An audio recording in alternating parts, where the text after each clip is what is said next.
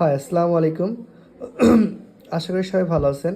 আচ্ছা, অনেকে ঢাকা ইউনিভার্সিটির প্রশ্ন প্যাটার্ন দেখতে চাইছিলেন।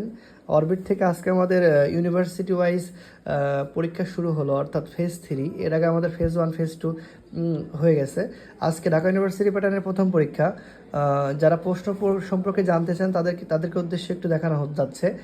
প্রথমত, ঢাকা ইউনিভার্সিটিতে চারটা চারটা বিষয়ের উপর এমসিকিউ অ্যান্সার হবে, যেমন রসায়ন, পদার্থ, তারপর জীববিজ্ঞান এবং এর সাথে ম্যাথের। কারো যদি ম্যাথে 4 সাবজেক্ট হয় তার পরিবর্তে সে বাংলা অথবা ইংরেজি যে কোনো একটা দাগাইতে হবে। অর্থাৎ 4 15 60, অর্থাৎ 15টা করে এমসিকিউ থাকবে।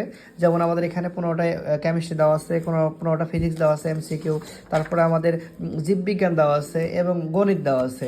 তবে কেউ যদি চায় যে আমি গণিত অ্যান্সার করবো না, বা 4 সাবজেক্ট যদি গণিত হয়, তাহলে তার এটার মানে অপোজিটে সে চাইলে বাংলা অথবা ইংরেজি 15টা অ্যান্সার করতে পারবে। অর্থাৎ এখানে 4টা বিষয়ের উপর অ্যান্সার করতে হবে।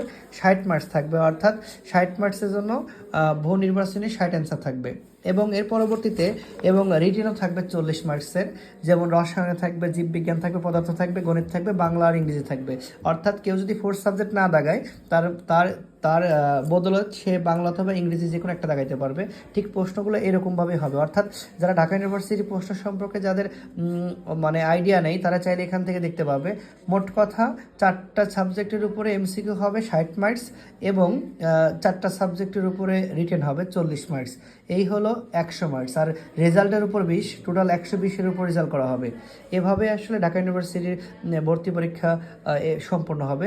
অর্থাৎ 15 তারিখে যারা পরীক্ষা দিবে তাদের এখন উচিত ইউনিভার্সিটি ওয়াইজ ঢাকা ইউনিভার্সিটির প্যাটার্নে যত পারো মডেল টেস্টগুলো দেওয়া।